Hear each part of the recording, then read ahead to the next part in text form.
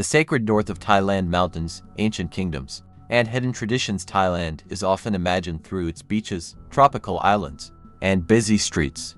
But far from the turquoise waters of the south, another Thailand begins. Here, mountains rise above mist-covered valleys. Ancient temples stand among quiet villages, and traditions that have survived for centuries still shape everyday life. Welcome to northern Thailand, a region where history, spirituality, and nature are deeply connected. This is part 7 of our journey through Thailand.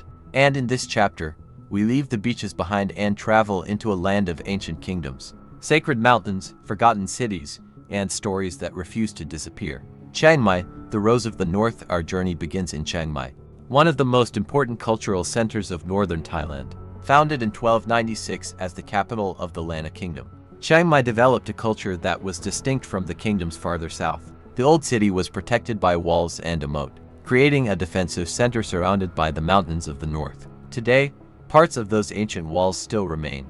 But Chiang Mai is not simply a city of ruins. It is a place where the past continues to live.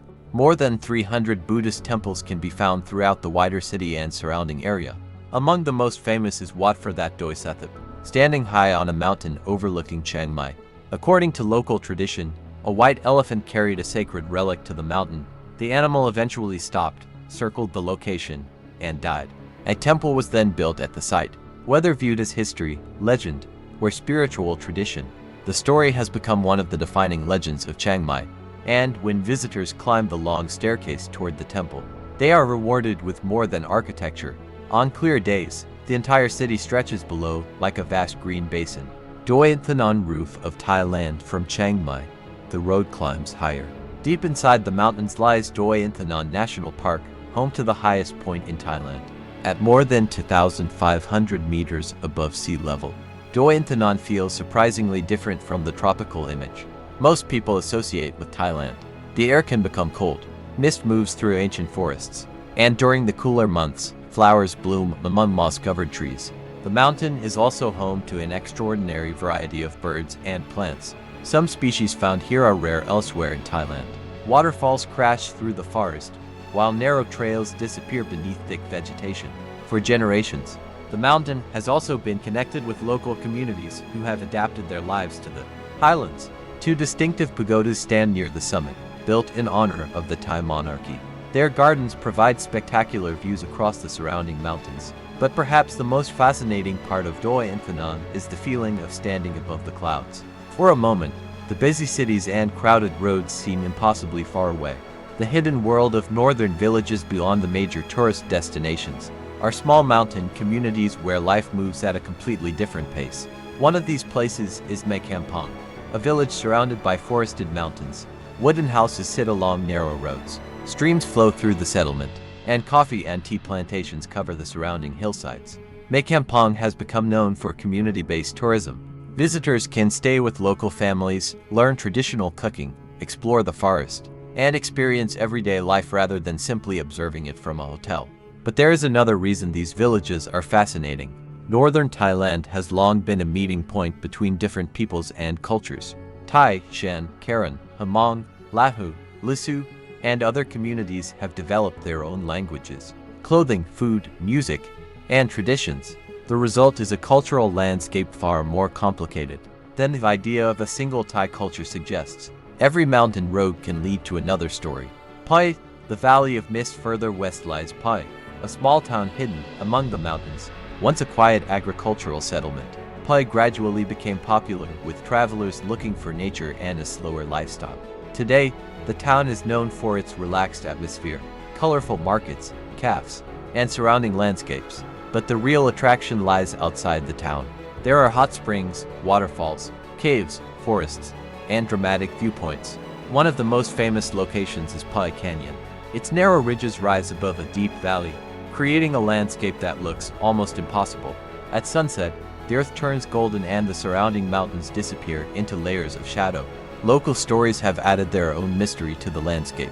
Some visitors believe that certain caves and mountains around the region possess a spiritual presence. In northern Thai culture, mountains and forests have traditionally been more than simple natural features. They can be regarded as places inhabited by spirits and connected to ancient beliefs.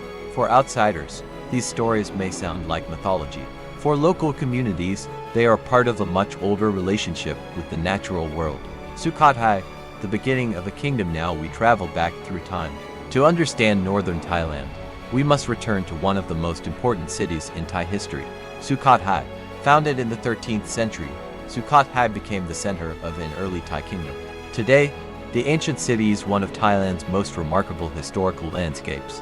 Ruined temples rise from green fields, stone Buddha images sit quietly among lotus ponds, and ancient towers appear through the trees. The most famous temple complex is Wat Mahathat, once the spiritual heart of the kingdom.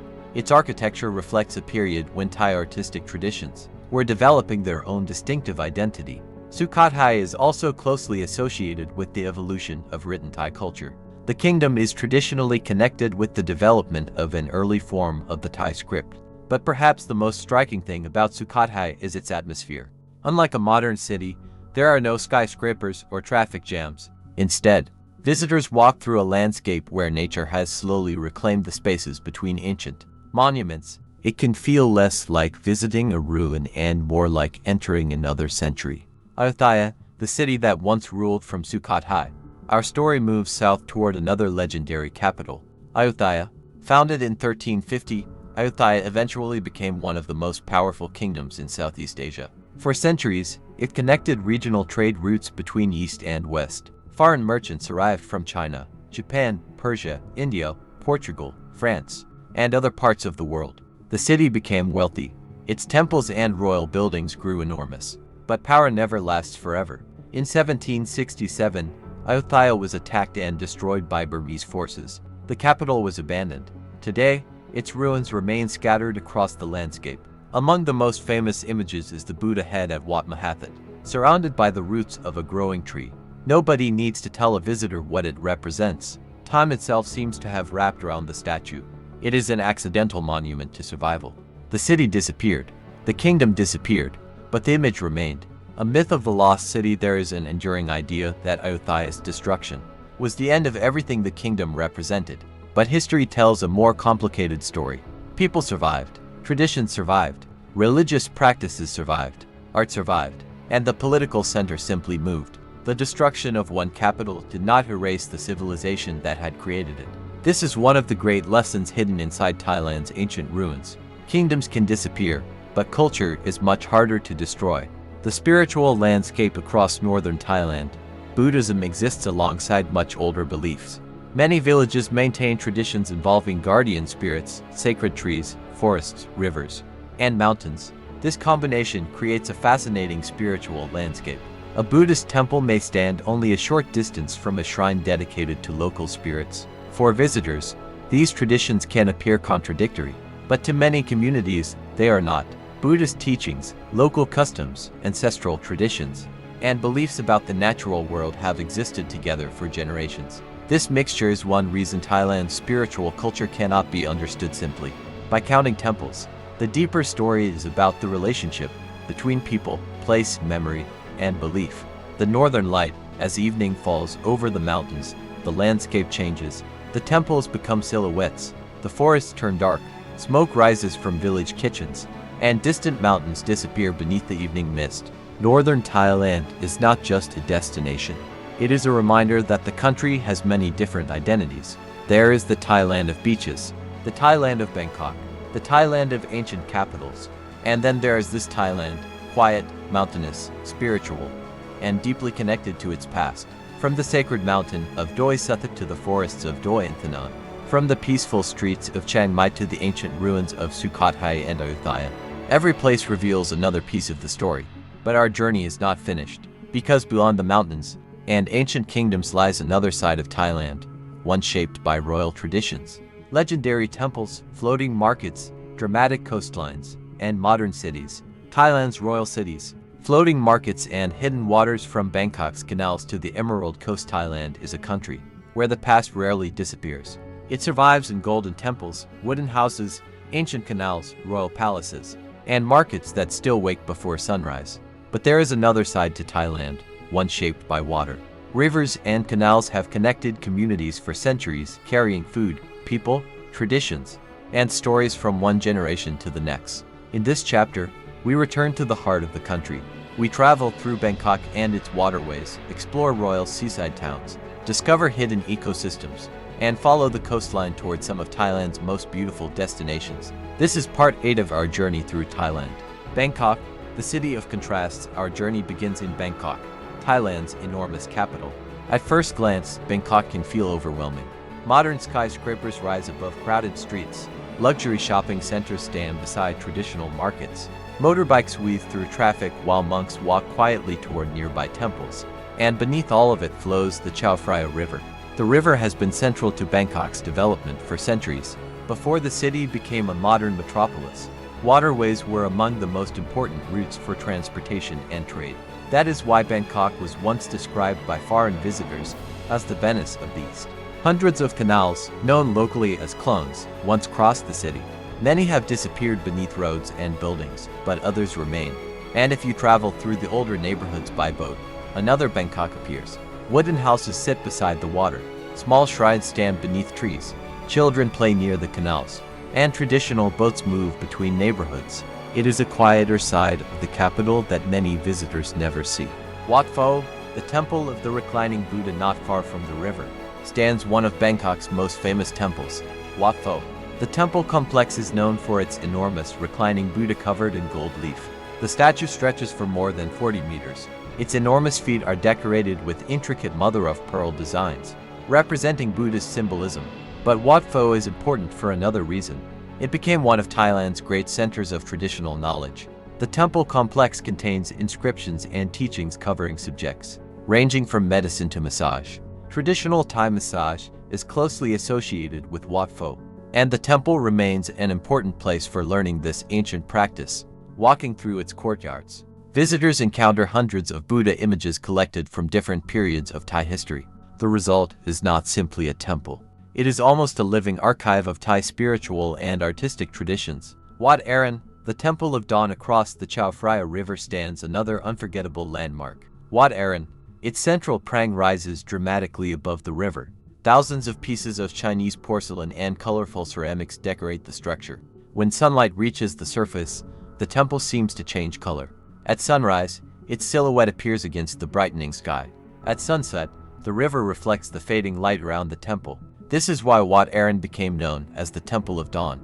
But the temple is more than a beautiful photograph. Its design contains layers of Buddhist and Hindu symbolism. The central tower represents Mount Meru, the sacred cosmic mountain at the center of Buddhist and Hindu cosmology. Smaller structures surround it, creating a symbolic universe in stone and porcelain. And from the upper levels, visitors can look across the Chao Phraya toward the historic heart of Bangkok. The floating markets. To understand Thailand's relationship with water, we have to leave the capital. Early in the morning, wooden boats begin moving through narrow canals. Their cargo is simple: fresh fruit, vegetables, cooked food, flowers, and local products. These are Thailand's famous floating markets. Places such as Amphoe and Dam Known Saduek have become popular destinations. But the tradition itself is much older than tourism. For communities living along the canals, water was once a highway. Boats carried agricultural products from rural areas toward larger communities. Markets developed naturally around these waterways. Today, floating markets offer visitors a glimpse into that older world. The atmosphere can be chaotic. Boats pass within inches of one another. Sellers call out to customers. Smoke rises from grills, and the smell of spices, fruit, seafood, and fresh herbs fills the air. It is one of Thailand's most colorful cultural experiences. A market that never stands still. There is something fascinating about a floating market. Unlike a normal market, the stalls are constantly moving. A seller can literally bring the shop to you. The boats become kitchens, stores, and transportation all at once. This way of life demonstrates how closely Thai communities once depended on rivers and canals. But it also reveals something deeper. In Thailand, food is not simply something to eat. It is part of social life. Recipes are passed between generations. Markets become meeting places, and meals often become an expression of regional identity. Every province has its own flavors. Every community has its own specialties. And sometimes, the best way to understand a place is simply to taste it. Hua Hin, where royalty meets the sea. Now we head south toward the Gulf of Thailand. Along the coast lies Hua Hin, a seaside town with a very different atmosphere from Bangkok. Hua Hin became closely associated with the Thai royal family during the early 20th century. The railway helped transform the town from a small fishing community into a destination for visitors from Bangkok. Royal residences were established here, including Pai Canyon Palace. The name roughly translates as far from worries. The idea was simple: a peaceful retreat away from the noise and pressure of the capital. Today, Hua Hin combines that historic atmosphere with modern tourism. Long beaches stretch along the coast. Seafood restaurants fill the streets. Markets remain active late into the evening, and the town has become known for its relaxed atmosphere. But traces of its royal history can still be found throughout the area. The night market, as the sun disappears, Hua Hin changes. The streets become brighter. Food stalls begin preparing seafood. Visitors gather around tables. Local crafts and souvenirs appear beneath rows of lights, and the famous night market becomes one of the busiest places in town. For many travelers, this is where Hua Hin feels most authentic. Not inside a luxury resort, not on a golf course, but among ordinary people eating together after sunset. A simple meal of grilled seafood can become a memory that lasts much longer than a photograph. Khao Sok, a forest older than memory from the coast. We travel west toward one of southern Thailand's most extraordinary landscapes, Khao Sok National Park. At the center of the park lies Chiang Mai Lake, surrounded by towering limestone cliffs and ancient rainforest. The landscape almost looks artificial. Vertical mountains rise directly from the water. Mist moves between the cliffs, and floating houses sit quietly on the lake. But beneath this peaceful scenery lies an astonishing history. The rainforest of Khao Sok is considered extremely ancient, with ecosystems that developed over enormous spans of geological time. Some estimates place parts of the forest's origins far deeper in time than many famous modern rainforests. The result is an ecosystem filled with extraordinary plants and animals. The Rafflesia, a flower from another world. One of the strangest plants associated with southern Thailand is the Rafflesia. It produces one of the largest individual flowers on Earth. But this is not the delicate flower many people imagine. It can be enormous. It has no conventional stem or leaves, and when it blooms, it can produce a powerful smell resembling rotting organic matter. Why? Because the smell attracts insects that help pollinate the flower. It sounds almost like something from a horror film, yet it is completely natural. The Rafflesia is a reminder that the tropical forests of Thailand contain forms of life that can seem almost alien. The secret of Chiang Mai Lake. Chiang Mai Lake is another place where reality feels like mythology. Tall limestone formations emerge from the water. Caves disappear into the mountains. Mist settles across the surface in the early morning. And when the lake is completely still, the cliffs appear to float in the sky. There are stories and legends surrounding many of the caves and mountains in southern Thailand. Some local traditions describe mountains as places inhabited by spirits. Others connect caves with hidden worlds beneath the earth. Whether these stories are taken literally or symbolically, they reflect an ancient human instinct to give mysterious landscapes a story. And few landscapes in Thailand inspire more stories than Khao Sok. The Trang Islands further south, along Thailand's Andaman coast, lies another collection of islands that receives less attention than Phuket or Phi Phi. The Trang Islands. Among them are Koh Kraton, Koh Muk, and Koh Ngai. Their beaches are quieter. Their waters are remarkably clear. And beneath the surface lies a world of coral, fish, seagrass, and other marine life. But one of the greatest attractions is hidden inside an island. It is called Emerald Cave. To reach it, visitors must enter a narrow sea passage. For several moments, there is almost complete darkness. Then the tunnel opens. Suddenly, sunlight appears, and a hidden lagoon surrounded by towering cliffs is revealed. The contrast between darkness and light makes the experience feel almost supernatural. It is one of those places where nature seems to have designed its own theater. The hidden coast, the Trang Islands, represent another side of Thailand. Not the crowded beaches, not the massive resorts, but small communities, traditional fishing, quiet islands, and ecosystems that remain relatively undisturbed. Here, the ocean is not simply scenery. It is part of everyday life. Fishing families depend on the sea. Coral reefs provide habitat for marine species. Mangrove forests protect the coastline, and local traditions have developed around these environments for generations. The future of places like Trang will depend on whether tourism can grow without destroying the ecosystems that attract visitors in the first place. The sand, the sea, and the future Thailand's beauty has always attracted travelers. But popularity can become a threat. Coral reefs can be damaged. Beaches can become overcrowded. Plastic waste can reach the ocean, and fragile ecosystems can disappear beneath uncontrolled development. That is why conservation has become increasingly important. Marine parks sometimes close sensitive areas temporarily. Certain beaches have restricted access, and local communities are experimenting with forms of tourism designed to protect the environment while supporting the people who live there. The challenge is simple to describe but difficult to solve. How do you allow people to experience paradise without destroying it? A country between two worlds, Thailand is constantly changing. Its cities grow taller. Its roads become busier. Technology transforms everyday life. Yet ancient temples still ring their bells. Monks still walk through quiet streets. Boats still move along canals. And fishermen still return from the sea. This coexistence is one of Thailand's greatest mysteries. The country does not seem to choose between its past and its future. Instead, it constantly tries to combine them. And that is what makes traveling through Thailand feel like moving between different centuries. The journey continues from Bangkok's ancient temples to floating markets, from royal seaside retreats to ancient rainforests, from hidden caves to quiet islands. Thailand continues to reveal another layer of itself, but our journey is not over. There are still places where the landscape becomes almost impossible to believe. There are ancient temples built on volcanoes, cities filled with forgotten legends, remote provinces where traditions have survived far from the tourist crowds. And at the end of the journey, we will return to the modern Thailand, a country balancing tradition, tourism, technology, and an uncertain future.